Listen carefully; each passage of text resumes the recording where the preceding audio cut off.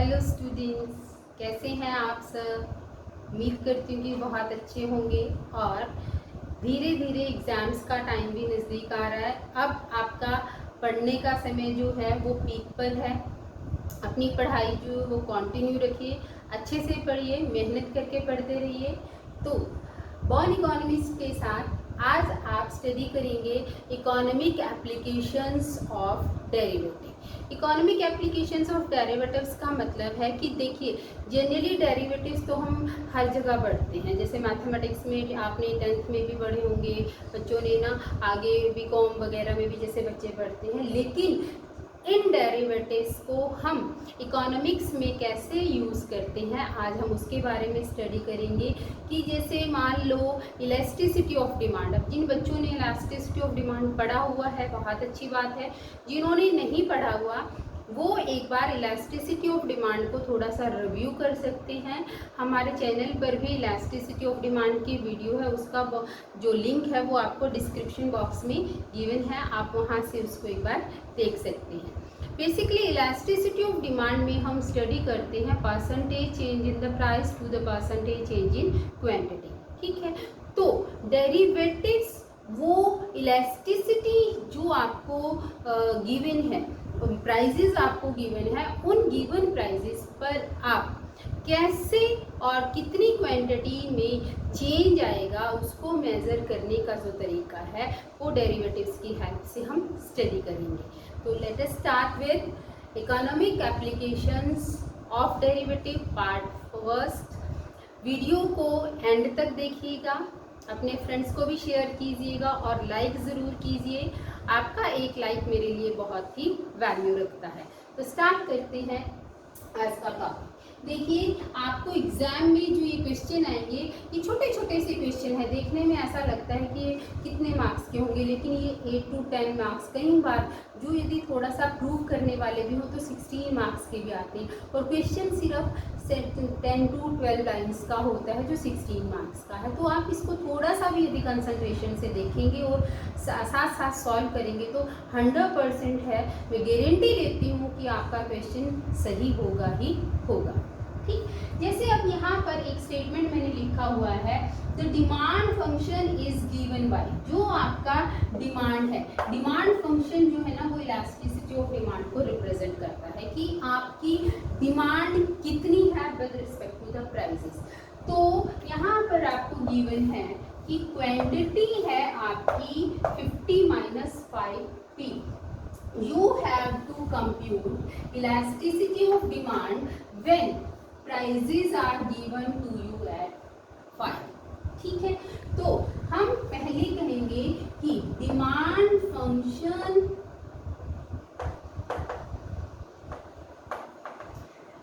Q is equal to 50 - 5p. This is given. Now at P is equal to 5, जब आपके prices 5 है तो आप क्वांटिटी यहाँ से निकाल लीजिए, यानी कि इस फंक्शन में आप P की वैल्यू 5 पुट कर लीजिए। तो Q is equal to 50 - 5 into 5, that is 50 - 25। Q की वैल्यू हमारी आ गई 25। अब हमें पता है, we know elasticity of demand का फॉर्मूला है -P/Q इंटू में dQ/में dP। ठीक है, ये हमारा इलास्टिसिटी ऑफ डिमांड का फॉर्मूला है। इसमें हमें वैल्यू पुट करनी है। P की वैल्यू 5 हमें गिवन है, Q की वैल्यू 25 हमने निकाल ली। अब हमें ज़रूरत है dQ/dP। ये dQ/dP क्या है कि सपोज कीजिए ये आपका एक डिमांड फंक्शन है, इनिशियल प्राइजेस ये हैं, ये आपकी क्वांटिटी है, ये आपके प्राइजेस हैं। प्राइजेस में चेंज होने से क्वांटिटी में होने वाला चेंज ये है आपका डेल्टा P और ये है आपका डेल्टा Q। तो डेल्टा Q/ में डेल्टा P, जो डेल्टा Q/ में डेल्टा P है, it means small change in Q due to the small change in p।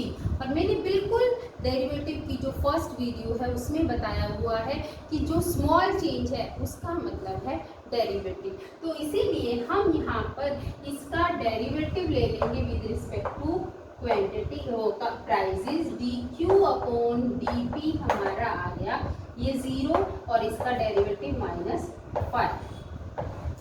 अब इन सब की वैल्यू, ये वैल्यू, ये वैल्यू और ये तीनों टिक वाली वैल्यू हम इसमें पुट कर देंगे। पुटिंग द वैल्यूज, तो elasticity of demand is equal to -p5 q 25 dq upon dp again -5, इससे ये कैंसर 25 5 5 5। तो यहाँ पर इलास्टिसिटी ऑफ डिमांड की वैल्यू आ गई आपकी 1 and this is your answer. So easy, so simple. p की वैल्यू गिवन है, p की वैल्यू पुट करके q की वैल्यू निकाल ली, इसका डेरिवेटिव निकाल करके dq अपॉन dp निकाल लिया, तीनों वैल्यूज को फॉर्मूला में पुट कर दिया और आंसर आ गया elasticity of demand is equal to 1। इस तरीके से आप ये वाला क्वेश्चन कर सकते हैं।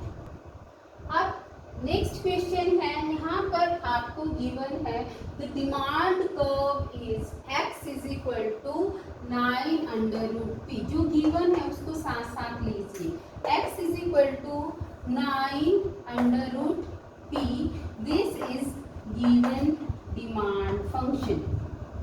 स्टेप वाइज करेंगे, पूरे मार्क्स मिलेंगे, कहीं पर भी मार्क्स कटने का चांस ही ना छोड़ो, ठीक है।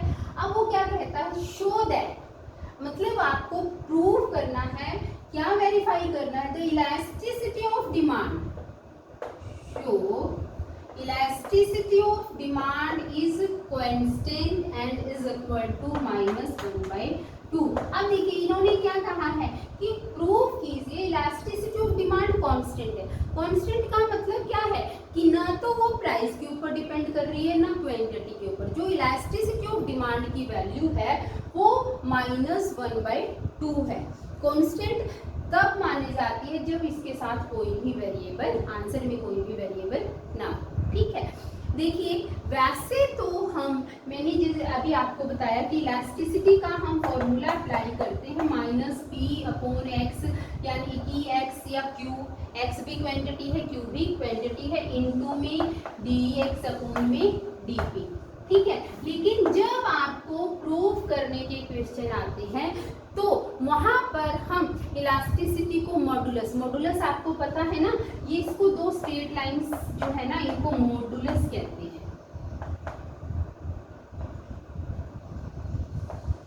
मॉडुलस का मतलब क्या है, इसके अंदर नेगेटिव वैल्यू जो है ना वो भी पॉजिटिव है, और यदि पॉजिटिव वैल्यू है तो वो पॉजिटिव है ही है। यहाँ पर कोई भी वैल्यू नेगेटिव नहीं होती। जब हमें प्रूव करना होता है तो हम इलास्टिसिटी में माइनस ना लेकर यहाँ पर फॉर्मूला जो है ना ये मॉडुलस वाला अप्लाई करते हैं, ताकि कहीं पर भी क्वेश्चन के गलत होने के चांसेस ना हो। तो याद रखना, वैसे यदि आपको सिंपली है कि कैलकुलेट, तब आप -p/x वाला फॉर्मूला लगाएंगे। जब आपको ये कहा गया है कि प्रूव दैट, फिर हम यहाँ पर मॉडुलस वाला फॉर्मूला अप्लाई करते हैं, ठीक है। तो यहाँ पर हम वही फॉर्मूला अप्लाई करेंगे। तो हम यहाँ से ये हमें x गिवन है, पिछले क्वेश्चन में आपको p गिवन था, जैसे 5, p की वैल्यू पुट करके हमने x की वैल्यू निकालनी थी। अब यहाँ पर नहीं गिवन है तो ना, हमें कोई फर्क नहीं पड़ता, हम अब p को p ही लिखेंगे। जब हमें गिवन नहीं है तो कोई ज़रूरत नहीं है सोचने की है p की जगह क्या लिखेंगे, p की जगह p ही लिखेंगे, ठीक है। तो यहाँ पर p is equal to p, यानी कि p की वैल्यू p ही है, dx अपॉन dp। इसका हम जब डेरिवेटिव लेंगे, देखिए x की वैल्यू क्या है 9/√p, इसको हम लिख सकते हैं 9p की पावर -1/2, ठीक है। अब ये -1/2 आगे आ गया, 9 एज इट इज, और p का डेरिवेटिव क्या है -1/2 -1, ये आपका आ गया -9/2, p की पावर 1.5, तो यहाँ पर 2 एलसीएम ले लिया, -1 -2, तो जो आपकी डेरिवेटिव की वैल्यू आ गई वो आ गई -9/2 p की पावर -3/2, ये dx अपॉन dt है। नाउ इलास्टिसिटी ऑफ डिमांड,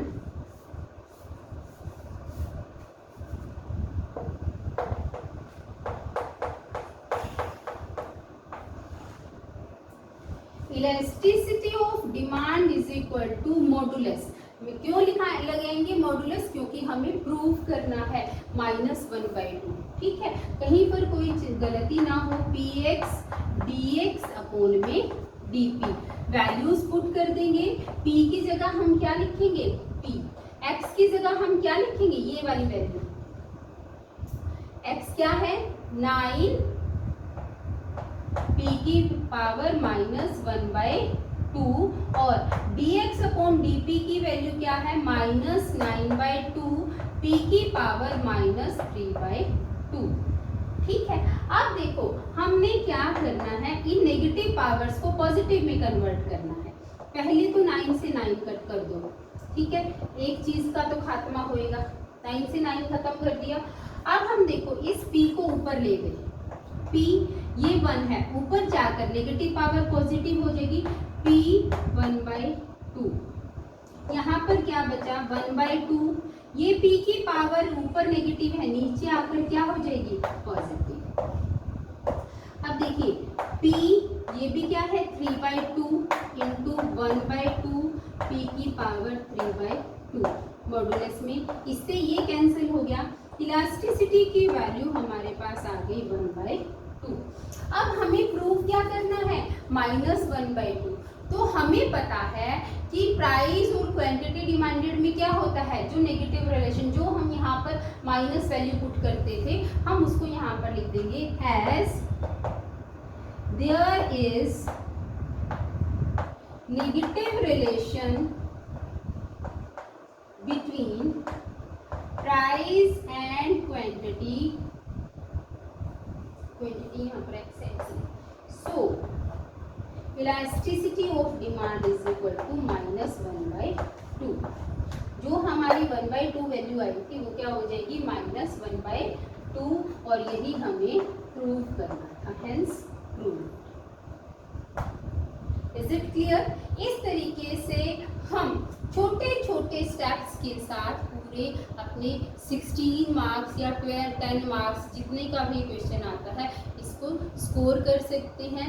ये क्वेश्चन जो है पिछले 1-2 साल पहले एग्जाम में आया हुआ था, मैंने ये वहीं से लिया है। आप इसका स्क्रीनशॉट ले सकते हैं, फिर मैं नेक्स्ट क्वेश्चन आपको कराती हूँ। अब नेक्स्ट क्वेश्चन है, देखिए जब भी आप मैथ में या स्टैट्स में स्कोर करना चाहते हैं और ये चाहते हैं कि आपको फुल मार्क्स मिले, तो उसके लिए ज़रूरी है सबसे पहले स्टेटमेंट को स्टडी करना। कोई भी क्वेश्चन आए, मैं ये नहीं कहती ये आएगा, इसके अलावा कोई भी आ सकता है और ये भी आ सकता है। मैंने जो क्वेश्चंस यहाँ पर करा रही हूँ, ये सारे पिछले सालों के मतलब जो जितने भी एमए के या इकोनॉमिक्स ऑनर्स के या बीकॉम के पेपर्स हैं, मैंने उसमें से सेलेक्टेड क्वेश्चंस डेरिवेटिव्स के निकाले हैं, इकोनॉमिक एप्लीकेशंस के। तो जब तक आप ये पूरी वीडियो एंड तक देखेंगे तो मोस्ट प्रोबेबली इनमें से ही आपका एग्जाम में क्वेश्चन आ जाएगा, ठीक है। तो स्टेटमेंट को समझना बहुत ही ज़रूरी है, क्या कहा गया है। जैसे यहाँ पर क्या कहा है, डिटरमिन द ईपी। अब कई बच्चे इस ईपी को देख के कंफ्यूज हो जाते हैं कि ये तो पता ही नहीं है। ईपी आ जाए, ईडी आ जाए, या फिर ईएन आ जाए, या खाली एन आ जाए, खाली नीटा जो है ना एन डी, ये सब जो है ना इनका मतलब है इलास्टिसिटी ऑफ डिमांड। आपको एग्जाम में आ जाए फाइंड डीपी, एग्जाम में आ जाए फाइंड ईडी या फाइंड एनडी, इन सब का मतलब है इलास्टिसिटी ऑफ डिमांड, ठीक है। तो determine the elasticity of demand in terms of x. X के फॉर्म में आपका आंसर आएगा फॉर द डिमांड फंक्शन। जहां पर डिमांड फंक्शन आ गया इसका मतलब कि वो आपका फंक्शन जो डिमांड आप कर रहे हैं किसी पर्टिकुलर प्राइस पर या किसी क्वांटिटी की, तो इसीलिए वहीं से ही आपका क्वेश्चन जो है ना वो स्टेटमेंट आपको सॉल्व करनी स्टार्ट करनी है। तो हम यहाँ पर करते हैं कि solution the demand the given, हमें क्योंकि गिवन है ना तो इसलिए हम मेंशन करेंगे the given demand function P is equal to X E raise to the power X. अब हमें क्वांटिटी नहीं गिवन, हमें क्या करते हैं ना गिवन है, जो चीज गिवन है उसकी वैल्यू पुट कर दो, जो नहीं गिवन है उसकी जगह एक्स, या यदि x है तो x पुट कर दो, q है तो q पुट कर देंगे। अब ये सोचने नहीं बैठ जाना कि क्वांटिटी तो गिवन है ही नहीं, क्या करेंगे x, फंक्शन x में है तो x पुट कर दो, फंक्शन p में है p पुट कर दो, q में है q पुट कर दो। ये आपने सोचना है, थोड़ा सा प्रैक्टिस के साथ साथ ये चीज अपने आप आ जाती है। हमने लेना है इसका डेरिवेटिव dp अपॉन dx। अब देखिए यहाँ पर आपके दो फंक्शन हैं, एक x है एक e raise to the power x है, तो हम यहाँ पर अप्लाई करेंगे u into V rule. UV rule वैसे आपको आता ही होगा, जिन बच्चों को नहीं आता तो डेरिवेटिव की वीडियो जो है ना उसका लिंक डिस्क्रिप्शन बॉक्स में गिवन है, वहां पर आप इसको चेक कर सकते हैं, पढ़ सकते हैं, वहां से थोड़ा सा आप इसको अंडरस्टैंड भी कर सकते हैं। तो यहाँ पर है यूवी रूल में first function as it is derivative of second plus second function as it is derivative of first. मैं सीधा सीधा कर रही हूँ, तो ये आ जाएगा e raise to the power x, common ले लिया, हमारे पास आ गया x plus 1। This is the value of dp upon dx। हमें चाहिए dx अपॉन dp, तो हम साथ साथ इसका रेसिप्रोकल ले लेंगे, टेकिंग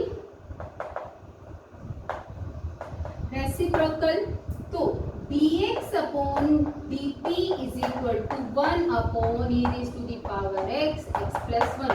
इसको भी 1 अपॉन, इसको उल्टा कर दिया, ये अपॉन में इसको भी उल्टा कर दिया, तो ये 1 के नीचे आ जाएगा। अब हमारा इलास्टिसिटी का फॉर्मूला है P, तो क्योंकि यहाँ पे हमें प्रूव नहीं करना, हमें डिटरमिन करना है, तो फॉर्मूला हम माइनस वाला लगाएंगे, minus P upon X into में dx अपॉन में dp। P की वैल्यू क्या है, e raise to the power x into में x, और क्वांटिटी हमें नहीं गिवन है तो हम पुट कर देंगे x। अब dx अपॉन dp की वैल्यू क्या है, 1 upon e raise to the power x into में x प्लस 1। जो कटता है काट दो, जो नहीं कटता है उसको छोड़ दो। x से x कट गया, e raise to the power x से e raise to the power x cut गया, तो आंसर हमारा आ गया इलास्टिसिटी ऑफ डिमांड। जैसे यहाँ पर P लिखा हुआ है तो हम यहाँ पर इसको P ही लिखेंगे, यदि Q वो ED लिखा हुआ है तो ED लिखेंगे, यदि नीटा D लिखा हुआ है तो नीटा D लिखेंगे, जो पूछा गया है हमें वही लिखना है। तो EP is equal to 1 upon x plus 1, this is your answer. तो यही वो कहता है कि determine the EP in the term of x। देखिए आपका आंसर x में आ रहा है, इसका मतलब क्या है कि जो हमने इलास्टिसिटी ऑफ डिमांड की वैल्यू निकाली है वो x की फॉर्म में निकाली है। ये आपका आंसर यहाँ तक कंप्लीट हो जाता है। कई बार क्या दे देते हैं, determine the EP in the term of x for the demand function, and साथ में आ जाता है and find the value of EP at x is equal to 2 भी हो सकता है, 4 भी हो सकता है, 7 भी हो सकता है, कुछ भी नहीं करना। इलास्टिसिटी ऑफ डिमांड निकाल ली, यहाँ पर हमने इसकी वैल्यू पुट कर देनी है, x की वैल्यू 2 दी हुई है तो 2 प्लस 1, तो EP is equal to 1 upon 3, that is 0.66। Elasticity of demand की वैल्यू 0.66 आ गई। यदि यहाँ पर 4 दिया हुआ है तो हम यहाँ पे 4 पुट कर देंगे, 5 दिया हुआ है तो 5 पुट कर देंगे। इस तरीके से यदि आगे एक्सटेंड किया हुआ है तो जैसे कहा गया है स्टेप वाइज करते चले जाइए, आंसर अपने आप आपके सामने आ जाएगा। आपका ये एक मैजिक है, ये एक जादू है, इसमें आपको कुछ अपने आप नहीं करना, जो गिवन है उसको ही अप्लाई करना है। स्क्रीनशॉट ले लीजिए, फिर नेक्स्ट क्वेश्चन करते हैं। नेक्स्ट क्वेश्चन है, आपको यहाँ पर कहा गया है if E1 and E2 are the price elasticity of demand, यानी कि दो इलास्टिसिटी ऑफ डिमांड है, एक E1 है एक E2 है, ऐसे कैसे पॉसिबल हो सकता है? E1 और E2 दो इलास्टिसिटी डिमांड फंक्शन की कैसे आ सकती हैं? ये आ सकती हैं कब? जब डिमांड फंक्शन भी दो दिए हों, एक दिया हुआ है e⁻⁴x, एक दिया हुआ है e⁻⁴x डिवाइडेड बाय x।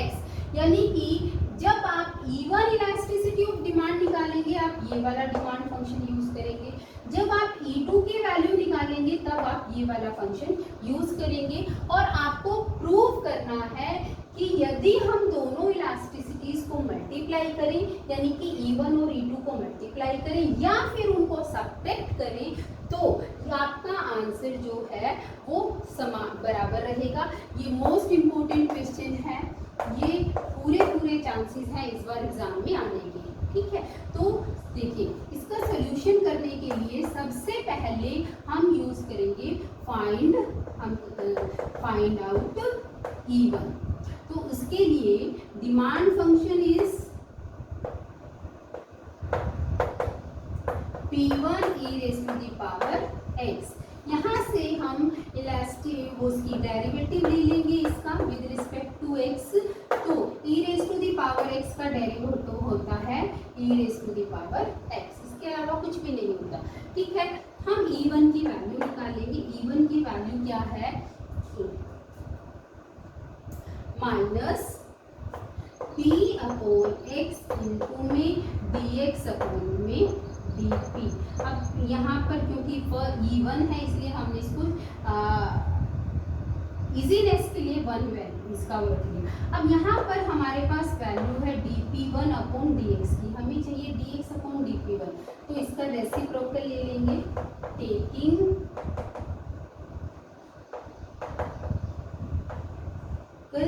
तो dx/dp1 is equal to 1/e⁻⁴x, ठीक है। इसकी वैल्यू पुट कर देंगे तो E1 की वैल्यू आ गई माइनस P1 की वैल्यू क्या है? e⁻⁴x। x की वैल्यू हमें नहीं गिवन है तो हम x पुट कर देंगे, इसकी वैल्यू गिवन है माइनस 1/e⁻⁴x। देखिए e⁻⁴x से e⁻⁴x कैंसिल हो गया, तो E1 की वैल्यू आ गई माइनस 1/x। क्या वैल्यू आ गई? Minus 1/x। अब हम वैल्यू निकालेंगे E2 की।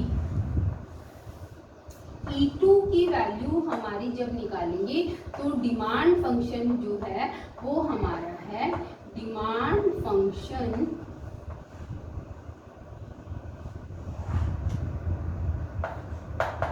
Four E2 is equal to P2 is equal to e⁻⁴x/x।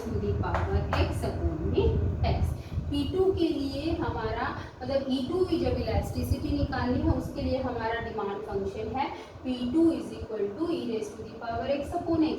अब यहाँ पर लगेगा u/v रूल, तो dp2/dx इज इक्वल टू नीचे वाले का स्क्वायर, नीचे वाला एज इट इज ऊपर वाले का डेरिवेटिव माइनस ऊपर वाला एज इट इज नीचे वाले का डेरिवेटिव, x का डेरिवेटिव 1।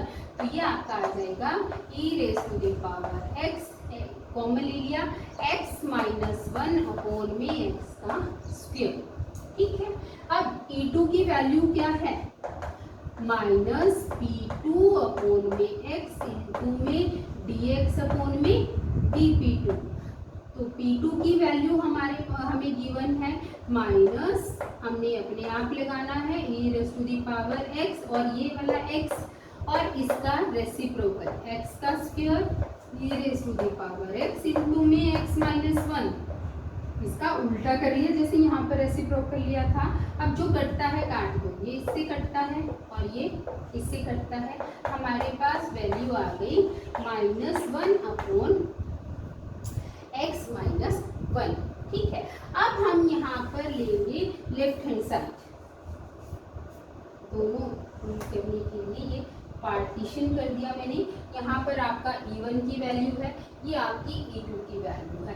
अब हमें लेफ्ट हैंड साइड क्या गिवन है? E1 इंटू में E2।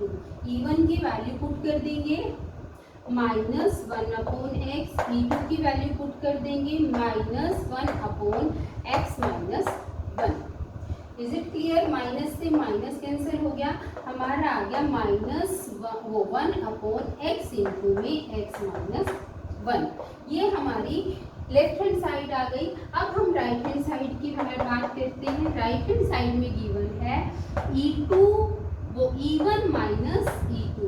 E1 की वैल्यू है हमारी माइनस 1/x और E2 की वैल्यू है हमारी माइनस 1/x माइनस 1। यहाँ से हम ये एलसीएम ले लेंगे x इंटू एक्स माइनस 1।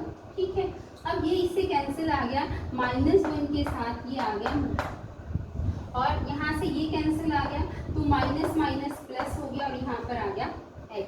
जब हम इसको सॉल्व करेंगे, इस ब्रैकेट को खोलेंगे तो minus x plus 1 plus x divided by x into x minus 1। इससे ये कैंसिल हो गया और हमारा आंसर सेम आ गया, E1 minus E2 is equal to 1/x into में x माइनस 1। यानी कि left hand side is equal to right hand side. ये मोस्ट इंपॉर्टेंट क्वेश्चन है। देखो मैंने इसके 3 सेगमेंट बना दिए। फर्स्ट पार्ट में हमने E1 निकाला, सेकेंड पार्ट में हमने E2 निकाला और थर्ड पार्ट में हमने लेफ्ट हैंड साइड और राइट हैंड साइड को प्रूव कर दिया और आंसर हमारा सॉल्व हो गया। Is it clear? देखिए ये क्वेश्चन जो है ना, ये भी बहुत ही इंटरेस्टिंग और बहुत ही इम्पोर्टेंट क्वेश्चन है। आप इसको भी मोस्ट इम्पोर्टेंट के लिए मार्क कर सकते हो। ठीक है, तो यहाँ पर क्या है कि आपको एक ही क्वेश्चन में इलास्टिसिटी ऑफ डिमांड भी निकालनी है, इलास्टिसिटी ऑफ सप्लाई भी निकालनी है। अब क्वेश्चन ये है कि इलास्टिसिटी ऑफ डिमांड जैसे हमने निकाली, इलास्टिसिटी ऑफ डिमांड का हमने फॉर्मूला लिखा माइनस P/x इंटू में dx अपॉन में dp। What about the elasticity of supply? Elasticity of supply में प्राइस और क्वांटिटी में सप्लाई में पॉजिटिव रिलेशन होता है। इसीलिए सिर्फ एक ही फर्क है कि जब हम इलास्टिसिटी ऑफ सप्लाई की बात करते हैं तो वहाँ पर ये नेगेटिव साइन नहीं आएगा और ऐसे हमने इलास्टिसिटी ऑफ सप्लाई को निकालना है। इलास्टिसिटी ऑफ डिमांड आएगी तो नेगेटिव साइन लिखना है, इलास्टिसिटी ऑफ सप्लाई आएगा तो नेगेटिव साइन को इग्नोर करना है। सिर्फ ये फर्क है। तो अब वो क्या कहता है कि at the equilibrium price for the demand function and the supply function. अब वो क्या कहता है कि इक्विलिब्रियम प्राइस गिवन है। अंडर इक्विलिब्रियम हमारी कंडीशन क्या होती है? अंडर इक्विलिब्रियम ये होता है जैसे दो पैरेलल लाइन के साथ m डालते हैं तो हम इसको इक्विलिब्रियम कहते हैं। अंडर इक्विलिब्रियम प्राइस मतलब demand function is equal to supply function. Demand function और सप्लाई फंक्शन दोनों एक दूसरे के बराबर होते हैं। हमें यहाँ पर डिमांड फंक्शन जो है ना वो प्राइस में दिया हुआ है और जबकि सप्लाई फंक्शन जो है ना वो क्वांटिटी में गिवन है। तो इसीलिए सबसे पहले हम इसको भी प्राइस में कन्वर्ट कर लेंगे। हम इक्वेट कर देंगे कि price of the demand price of supply both are equal, क्योंकि इक्विलिब्रियम में चाहे सप्लाई हो चाहे क्वांटिटी हो दोनों के प्राइजेस सेम रहते हैं। तो given supply function is equal to x p raise to the power minus x। तो यहाँ पर p का स्क्वायर की वैल्यू हम निकाल सकते हैं x प्लस 6। ये x इधर प्लस इधर आके 6 प्लस का हो जाएगा तो p की वैल्यू आ जाएगी हमारी √x प्लस 6। ठीक है, अब डिमांड फंक्शन में है हमारा p की वैल्यू √36 माइनस एक्स स्क्वायर और सप्लाई फंक्शन में हमारी p की वैल्यू है √x प्लस 6। तो equating demand and supply function, तो डिमांड फंक्शन क्या है? √36 माइनस एक्स का स्क्वायर, सप्लाई फंक्शन है √6 plus x. Squaring both side,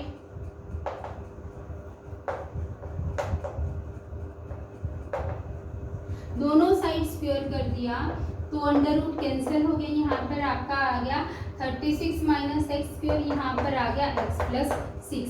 you have to find out the value of x from here. तो हम इसको कर सकते हैं, इन सारे टर्म्स को इधर ले जाइए, एक्स का square is it plus x minus 36 plus 6 is equal to 0। हमारे पास आ गया x square plus x minus 30 is equal to 0। हम इसके फैक्टर्स बना सकते हैं 6 and 5, 6 will be of positive and 5 will be of negative. तो x square plus 6x minus 5x minus 30 is equal to 0। तो यहाँ से हमारी x कॉमन ले लिया इधर से, तो हमारे पास बचा x प्लस 6, यहाँ से हमने माइनस 5 कॉमन ले लिया, अंदर फिर बचा x plus 6 is equal to 0। Factors आ गए x plus 6, x minus 5 is equal to 0। तो x की वैल्यू आ गई minus 6 and 5। Negative quantity, x represents the quantity, x negative can not be possible, so x is equal to 5। x की value हमारे पास 5 आएगी। अब हम x की वैल्यू 5 पुट करके एक बार इलास्टिसिटी ऑफ डिमांड निकालेंगे और एक बार इलास्टिसिटी ऑफ सप्लाई निकालेंगे। यहाँ तक क्लियर है? मैं इसको रब कर रही हूँ। हमारी x की क्वांटिटी आ गई 5। हम कहेंगे at x is equal to 5, demand function is equal to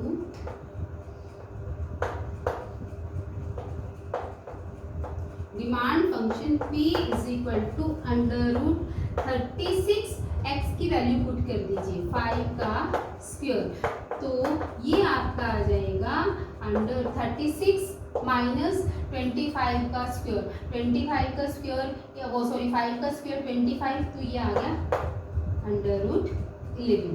ठीक है, अब हम यहाँ से निकालेंगे इसका derivative dp upon dx। dp upon dx जब इसका अंडर रूट लेंगे, डेरिवेटिव लेंगे, तो 1/2 के साथ ये सारे टर्म एक बार नीचे आ जाएगी और इसका डेरिवेटिव जाएगा माइनस 2x। तो 2 से 2 कैंसिल आ गया, तो आ गया minus x upon 36 minus x का स्क्वायर। वैल्यू पुट कर दीजिए at x is equal to 5, dp upon dx क्या हो गया आपका माइनस 5 और 36 माइनस 25, तो dp अपॉन dx की हमारी वैल्यू निकल आई माइनस 5 अपॉन अंडर रूट 11।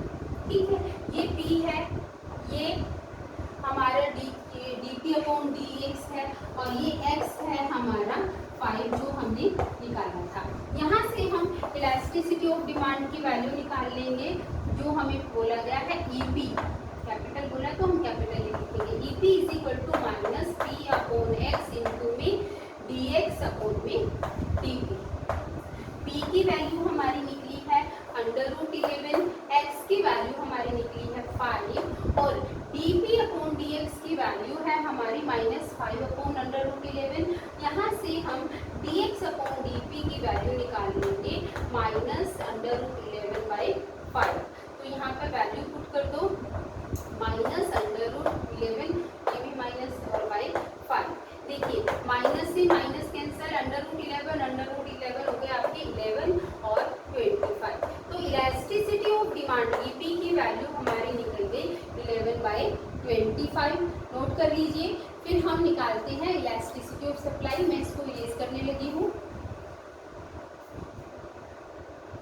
अब हमें निकालनी है इलास्टिसिटी ऑफ डिमांड की हमारी वैल्यू आई थी माइनस 11/25। अब इलास्टिसिटी ऑफ सप्लाई देखते हैं कितनी। At x is equal to 5, supply function is equal to x is equal to p square minus 6, at x is equal to 5, x की value 5 put कर दो, तो p की वैल्यू निकल आएगी 5 is equal to p square minus 6। तो p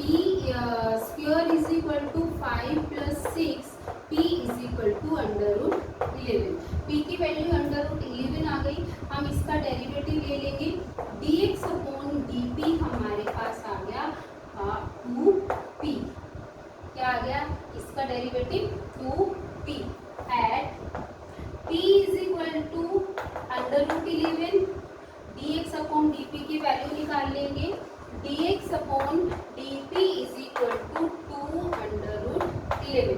अब value put कर दो, क्या निकालना है, elasticity of supply is equal to, यहाँ पर नेगेटिव साइन नहीं लगेगा because it is the elasticity of supply, ठीक है। तो P अपॉन x इंटू में dx अपॉन dp।